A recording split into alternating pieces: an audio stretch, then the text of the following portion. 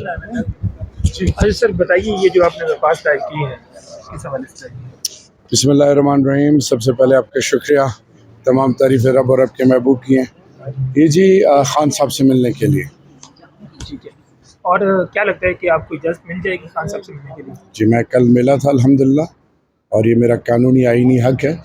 ان کا ایک team player ہوں، ان کا ایک سپاہی ہوں، تو انشاءاللہ مختلف امور کے حوالے سے ان سے ملاقات میرا قانونی اور آئینی حق ہے، اور اس کو میں through proper legal procedure utilise کر رہا ہوں انشاءاللہ. اچھا شریعت صاحب یہ بتا دیں، ایک تو آپ لوگوں کی جو درخواست تھی، جو ریسنٹ درخواست تھی، اس میں بھی یہ تھا کہ پرائیویسی میں ملاقات کی اجازت جو ہے وہ دی جائے، اور دوسرا کل فیصل جاوید صاحب کی جو درخواست پہ ایک آرڈر اسلام آباد ہائی کورٹ کے جسٹس سردار اسحاق خان صاحب نے کیا ہے کہ جو یہاں سے آپ جیسے جتنے بھی پی ٹی آئی کے رہنما وکلا جو آرڈر لے کے جا رہے ہیں، اگر اس پہ سپرنٹینڈنٹ عمل درآمد نہیں کرتے تو 25,000 روپے فی درخواست جرمانہ عائد کیا جائے گا سپرنٹینڈنٹ پہ. تو اس پہ کیا کہیں گے، اور کیا آپ لوگوں کو پرائیویسی دی جا رہی ہے ملاقات کے دوران؟ کل جی میری ملاقات ہوئی ہے. ہم کوئی 6 لوگ تھے اور 2 پولیس کے عملہ پتہ نہیں یونیفارم میں تھے.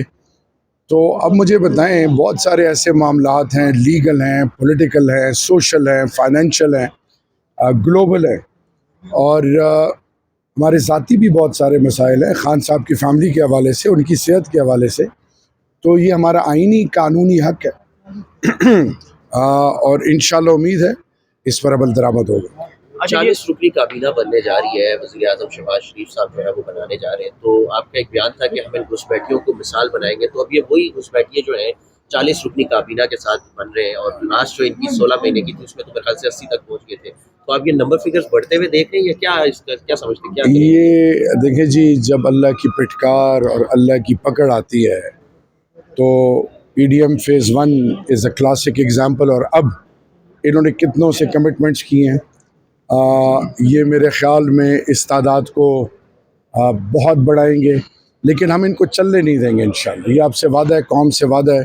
آپ ان کی باڈی لینگویج دیکھ لیں، آپ ان کی سوچ دیکھ لیں، اور ایک شخص جو ہے اس کو سمجھ نہیں آ رہی کہ میں کروں تو کیا کروں، بلکہ دونوں بھائیوں کو. اور مجھے حیرانگی اس لیے کہ وہ پارٹی جو نظریات کی بات کرتی ہے، بنیادی حقوق کی بات کرتی ہے، پاکستان کے عوام کی بات کرتی ہے، وہ ایک دفعہ پھر، اور یہ پیپلز پارٹی نے اس دفعہ جو ان کے ساتھ الائنس کی ہے، یہ اپنی سیاسی موت، یہ بھی پارٹی بھی مر جائے گی. یہ میں آپ کو آنیسٹلی بتا رہا ہوں، ایک political worker, student of international politics, ان تمام پارٹیوں کی ساکھ ختم ہو گئی ہے.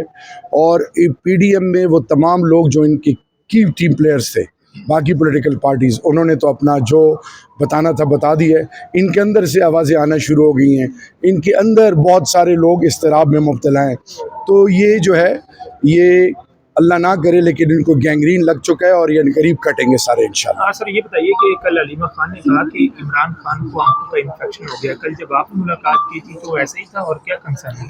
کل جی میں بڑے عرصے بعد 1 سال بعد تقریباً اپنے قائد سے ملنے گیا تھا. تو میری خواہش تھی کہ میں ان کو گلے لگاؤں، ان کا ماتھا چوموں، ان کا ہاتھ چوموں، لیکن بدقسمتی سے میں ان کے نزدیک بھی نہیں جا سکا. ایک تو ان کو انفیکشن تھا، دوسرا ان کو بہت دور بٹھایا گیا تھا.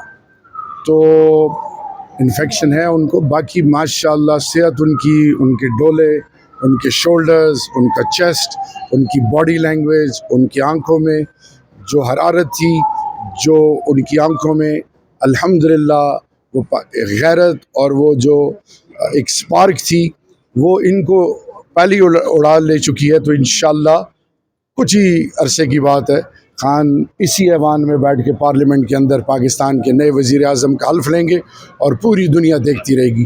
کیونکہ پہلے بھی لوگ ہمارا مذاق اڑاتے رہے ہیں، ایک دفعہ پھر مذاق اڑا لیں. تو انشاءاللہ اللہ الحق ہے، اور حق کا ساتھ دینے والا رب ہوتا ہے. آج ایک بڑی ڈیولپمنٹ ہوئی ہے، سپریم کورٹ نے ذوالفقار علی بھٹو ریفرنس پہ اپنی رائے دے دی، اور انہوں نے کہا کہ ان کو پھر ٹرائل کا حق نہیں دیا گیا تھا.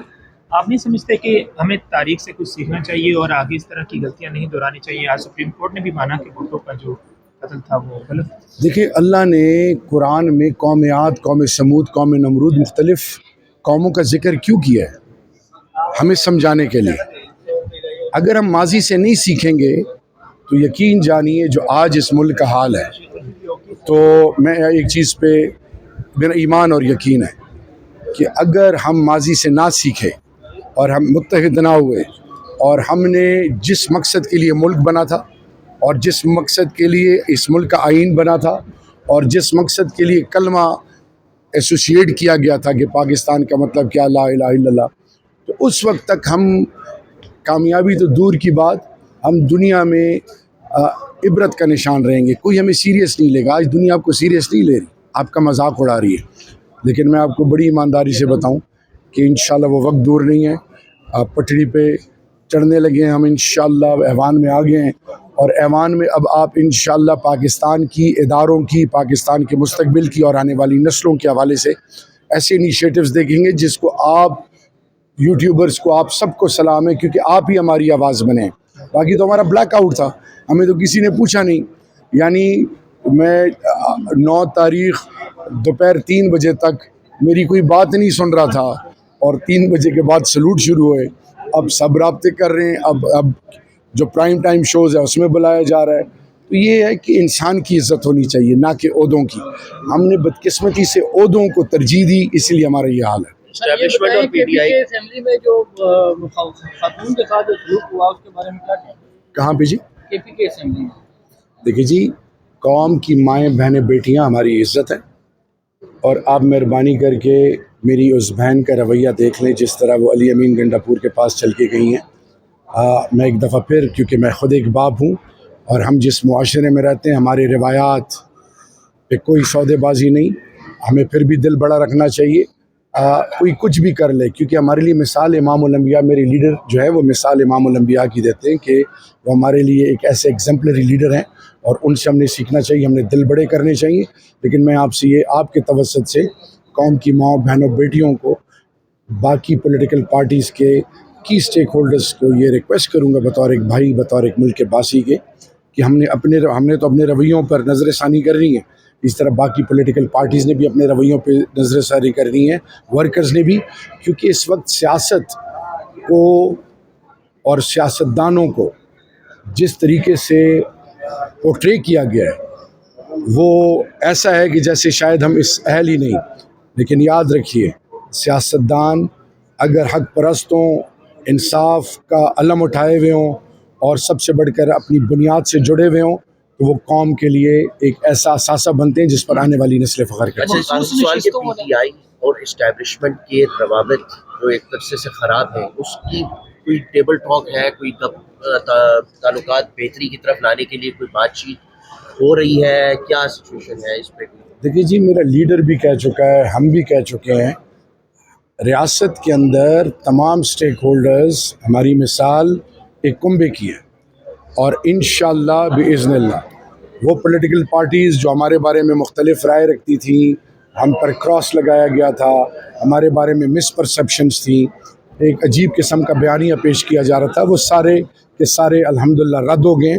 ہم ہر جگہ بیٹھنے کے لیے تیار ہیں، پاکستان کے لیے، پاکستان کی آنے والی نسلوں کے لیے، اور سب سے بڑھ کر رول آف لا اور آئین کے لیے. Thank you sir.